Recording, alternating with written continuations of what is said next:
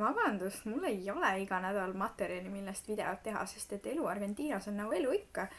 Alati ei juhtu midagi erilist. Koolis vahetasin klassiõdude grupi ära, sest et ma läksin oma eelnevates sõbrannadega tülli ja nad ei rääkinud minuga mitu nädalat, nii et ma igallesin tunnis kogu aeg. Ja ma liikusin igavate nohikute grupist ägedate tipide gruppi, kus pole õppimisest õrna haisu ka, onju.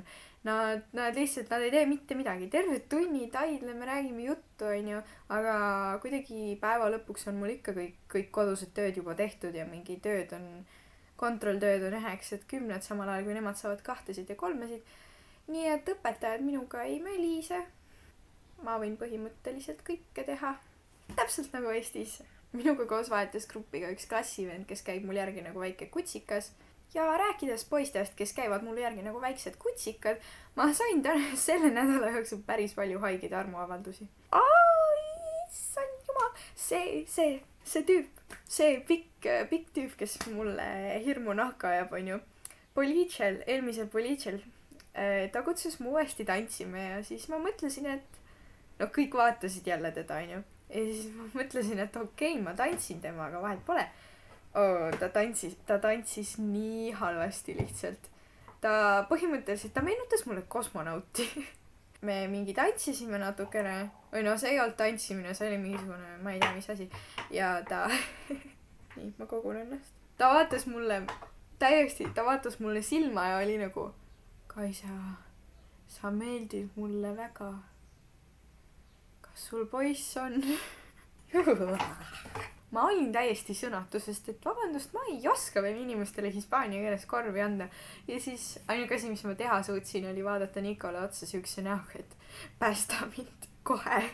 Tema seal muidugi suri naerukatesse jälle, sest et ta teab kõike.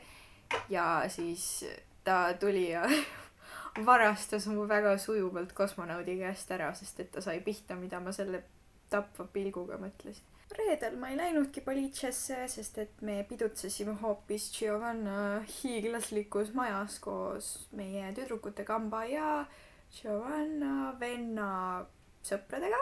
Ja nemad muidugi üritasid mind jälle jooma saada. Nad olid nagu, mis seal ikka, Kaisa, klaasike tekiilat, sool, suts ja sidrun peale. Jätaks vahele. Kõik jõid ennast nii täis. See oli nagu Discovery Channeli vaatamine, ainult popcorn oli puudu. Selline pudel tekiilat ühe õhtuga läinud tilgatuks. No need poisid olid mingid 20–25 aastased hullud. Las nemad pidutsevad, aga need tüdrukud. Nad on nooremad kui mina ja siis niimoodi või tekiila läks. No. Alkoholi toimel lõpetasid poisid mu salaja jõllitamise ära ja hakkasid lihtsalt vahtima süüdimatult. Kaisa. Üks sõbrake tuli mulle isegi rääkima, et Kaisa, sa oled nii ilus, sa oled kõige ilusam tüdruk, keda ma elu sees näinud olen. Sa oled imeline ja ma olen liiga purjus. Ja paar sekundit hiljem ta juba magas. Mees heas sebimistehnika. Ma sain hiljem teada, et ta on mu praeguse poisi vanem vend. Ta vist saab sugeda kodus pärast. Ma ei saa, kõik on kellegi lehmalellapajad siin linnas. Kella 3 paika oleksid kõik ülejäänud poisid poliitšesse välja arvatud Shobi vennad ja üks tüüp Milton meie koolist, kes lubas mu pärast koju viia. Jutustasime, vedelesime niisama, kallasime pool pudelit Pepsit voodisse ja viskasime üksteist jahuga. Sikke chill pidu. Teoorias oleks Milton mu pidanud koju viima kohe Shobi juurest. Aga... kell 4, mis õhtu veel noor. Lähme sõidame ringi linnas. Sõitsime autoga kella 4-st kella 7-ni lihtsalt linnas ringi ajasime juttu. 3 tundi, see on juba nagu Tallinnast Narva sõitmine.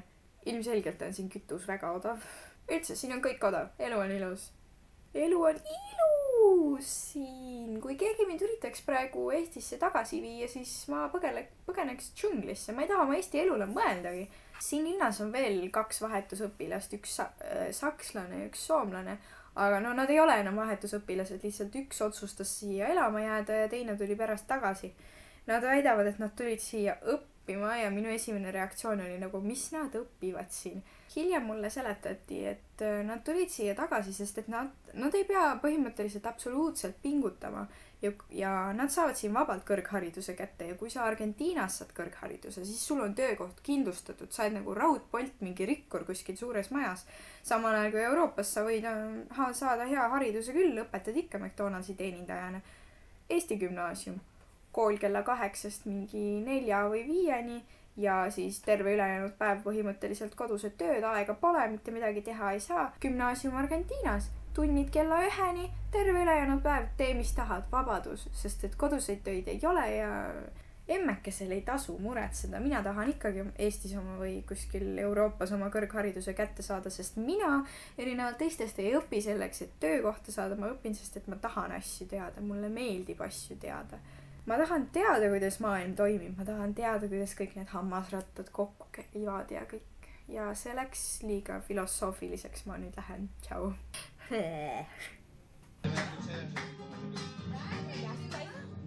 Filmando?